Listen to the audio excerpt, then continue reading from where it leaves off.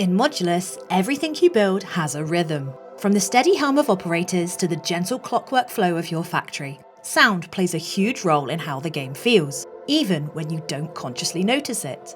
In this series, we're sitting down with the people behind that experience. In part 1, I spoke with Almut, our audio designer and composer on Modulus, alongside lead developer Mick, about the philosophy behind the game's soundscape, how calm, clarity and rhythm shaped every decision. Thank you, Me. I'm going to throw over to our guests today, so without further ado, here is Almut. Almut, do you want to say hi to everybody? Hi, it's me. And what is your job title on Modulus? Well, I'm basically doing everything audio, so I'm like sound designer and composer, and also do the voiceover in the trailers. Yeah, and by the way, that voice is so good in those trailers. It's just like, it's got such a vibe to it. We love it. Oh, thanks. So basically, audio wizard is your title, I think.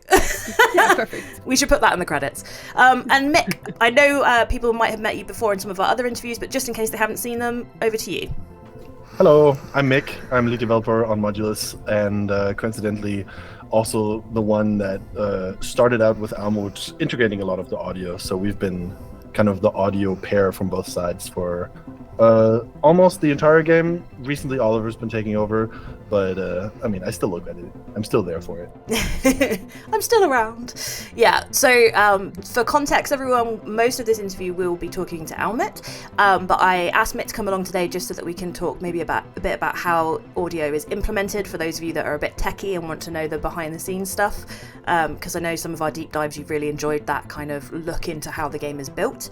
So Mick might just be smiling and nodding for a while, but he will join in where appropriate.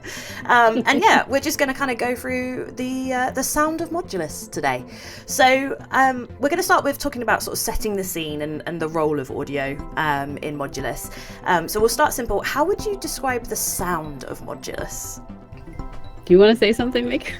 I can. I actually, and this one makes sense for me because I get to experience it.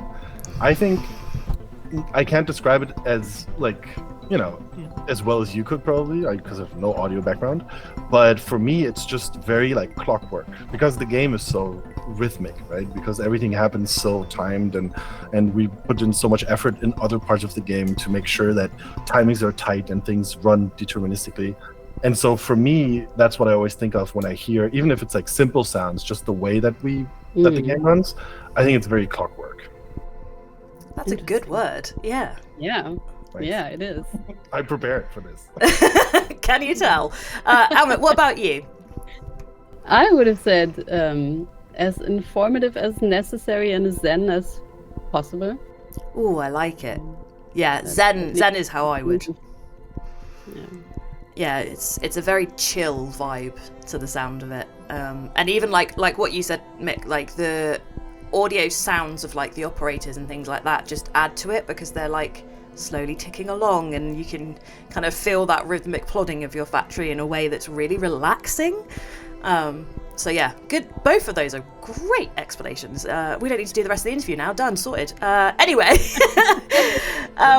what kind of feeling or atmosphere were you hoping to capture when you started working on the audio?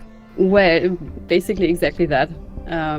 It was from the beginning on very clear that we wanted to have like a really zen environment, and not make people nervous, not get on their nerves.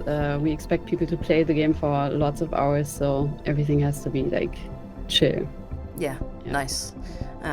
Almost like, I guess if you had a really sort of in-your-face track, it would kind of take over, and like you can't just sort of zone out to that sort of thing. So the music is sort of background vibes, I guess. Yeah, totally. Yeah. Okay, so Modulus has a lot of moving parts. Obviously, it's a factory. So how do you balance the industrial sounds of a factory with something that still feels calm and meditative? Yeah, that's the challenge. It took me actually quite a while to get into the right vibe. When I heard factory game, I was like very excited because I have this Foley artist background, so I have like tons of rusty things somewhere over there. And I was really excited to record a lot of those things, but then we quickly figured out that that was not the aesthetics that we wanted to have. Like we wanted to have something cleaner, nicer, more backgroundish as well. So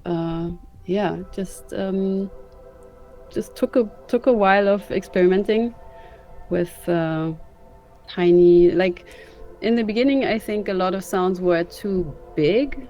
Okay. Like too massive, too big, too chunky. So it was an interesting journey of like iterating on it. Sound. Yeah, and kind of like toning myself down.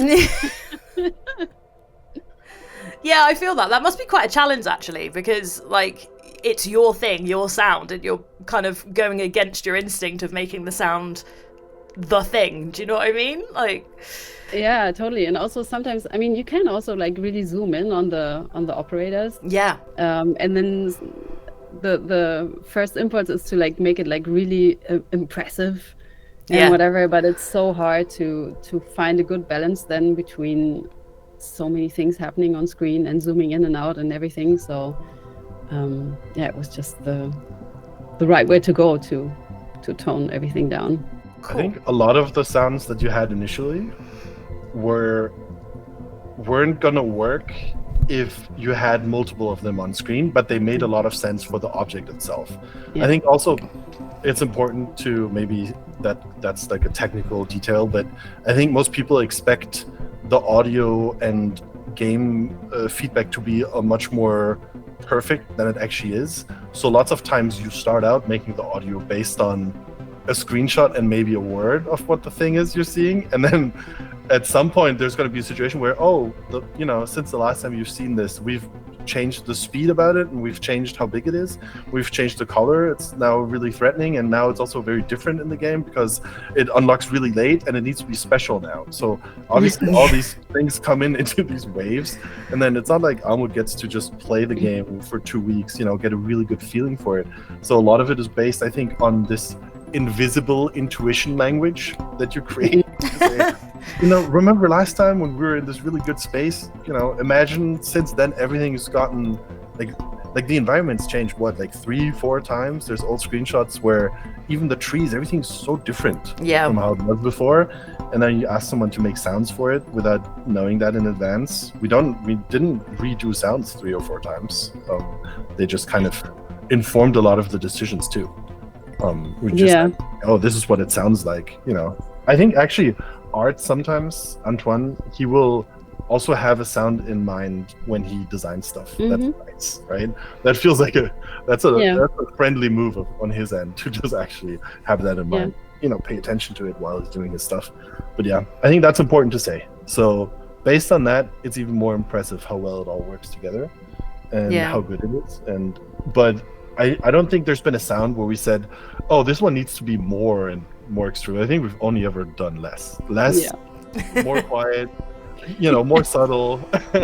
That's just the way it goes. I think we take the sculpting, the stone sculpting approach to audio. Isn't it chiseling? Yeah. Chisel away at it. But that's worked out. That's a good method, I think. Yeah, I think it's nice. I didn't know that Antoine did that, but that's quite nice actually, because obviously he kind of visualizes how this operator is going to feel, right, when he's designing it. So I guess the sound is obviously a huge part of that. I always say this, literally every time we record anything, I end up saying Antoine's a genius, but like, dude actually is. But yeah, that's cool. Nice bit of insight there. See, I knew there was a reason I asked you to be here. And that's it for part 1. Next time, we're diving deeper. In part 2, we'll explore how the sound of a single operator is designed, from first concept to final in-game implementation, and have a look at how audio and tech work together to make your factory feel alive. If you enjoyed this behind-the-scenes look at Modulus, there's plenty more to explore. Make sure you follow us on Steam for upcoming dev deep dives and interviews. Also wishlist us while you're there to support the game's journey to 1.0. And don't forget to try the updated demo to experience these systems for yourself. Plus, if you want to share builds, feedback, or just vibe with fellow module makers, don't forget you can join our Discord. We'd love to have you there. Thanks for watching, and we'll see you in the next part.